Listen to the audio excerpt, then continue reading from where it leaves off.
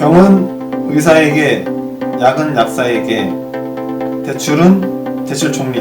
안녕하세요 위원님들. 위원님들의 소중한 돈과 시간 아껴드리는데 최선을 다하는 대출 총리입니다. 오늘의 일간 신문 같이 공유하도록 할게요.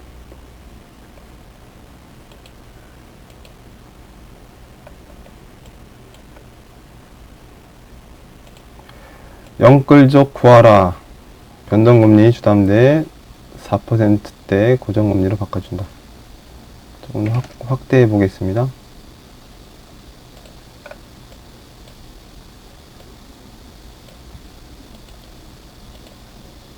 정부 취약계층 이자 부담 완화 125조 원 투입.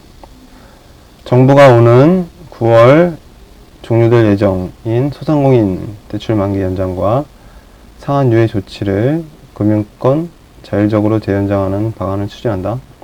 폐업과 부도 등으로 상한 여력이 없는 차주에 대해서는 30조 원 규모 새 출발 기금을 조성해 장기 분할 상환, 대출금리 인하 등 채무 조정에 나선 한편 3개월 이상 연체자에 대해서는 대출 원금의 최대 90%까지 감면해줄 계획이다.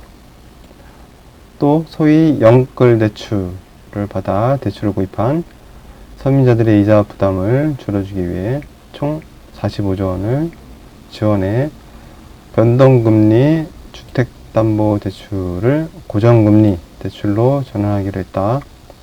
고정금리 대출 이자는 4% 초중반이 예정이다. 14일 어제죠. 금융위원회가 발표한 금융부문 민생안정과제 추진 현황 및 계획에 따르면 금융당국은 대출 원리금 만기 연장, 이자 상한 유예 조치가 끝나는 9월 말 이후에도 급격한 대출 회수 없이 원만하게 만기 연장, 상한 유예가 추가적으로 이루어지도록 금융권과 주거래 금융기관 책임 관리를 추진할 계획이다. 계획에 따르면 만기 연장, 상한 유예 지원을 받은 소상공인이 희망하는 경우 은행권 자율로 전체의 90에서 95%에 대해 추가 만기 연장이나 상한 유예를 해준다. 만기 연장, 상한 유예 지원을 받은 소상공인은 84만 명, 관련 대출은 64조 원이다. 다만 폐업, 부도 등 상환 여력이 없는 차주에 대해서는 원금 감면 등 채무 조정이 이루어진다. 정부가 새 출발 기금을 조성해 30조 원 규모 부실 채권을 매입한다. 해당 차주에 대해서는 3년의 거치 기간을 두고 최대 10년, 20년의 장기 분할 상환과 대출 금리 인하를 추진한다. 연체 90일 이상 부실 차주에 대해서는 최대 90%까지 원금을 감면해준다.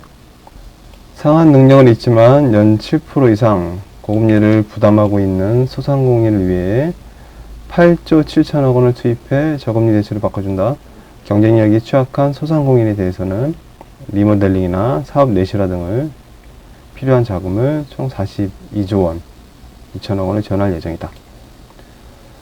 정부는 빚을 내서 내 집을 마련한 서민들의 이자 부담을 경감해주는 방안도 내다놨다. 대단하죠. 변동금리 주택담보대출을 고정금리 대출로 전환하는 안심전환 대출을 내년까지 45조 원 규모로 공급한다. 올해는 20조 원 공급 계획을 25조 원으로 늘리고 저소득 청소년층에 대해서는 추가로 0.1% 내려준다. 대출 최장 만기는 민간 금융회사는 40년, 정책 금융기관은 50년을 확대한다. 전세입자를 위해 주택금융공사 전세대출 보증 한도도 기존 2억 원에서 4억 원으로 늘린다. 청년을 위한 정책 전세대출 대상과 한도도 확대된다. 버팀목 전세대출 한도는 기존 1억 2천만 원에서 1억 8천만 원, 전세금 상한은 수도권의 경우 기존 3억 원에서 4억 5천만 원으로 늘어난다. 전월세 대출 원리금 상한액의 소득 공제도 연 300만 원에서 400만 원으로 확대된다. 금융위원회의 민생 안정 대책에 대한 그래프를 간단히 표현을 해놨네요. 총 125조 원이 투입이 되고 소상공인 대책은 30% 주거 대책은 45, 리모델링 45. 초과 대책을 적읍니다. 줄 전환. 네. 간단히 기사를 공유했습니다. 여러 가지 그 정책들, 그 다음에 지원 사항들이 늘어나고 있으니 또 해당되시고 또 관심 있으시면 지속적으로 체크하셔서 본인에게 유익이 되었으면 좋겠습니다. 이상 간단히 기사를 마치도록 하겠습니다. 위원님들 항상 건강하고 행복하세요. 파이팅!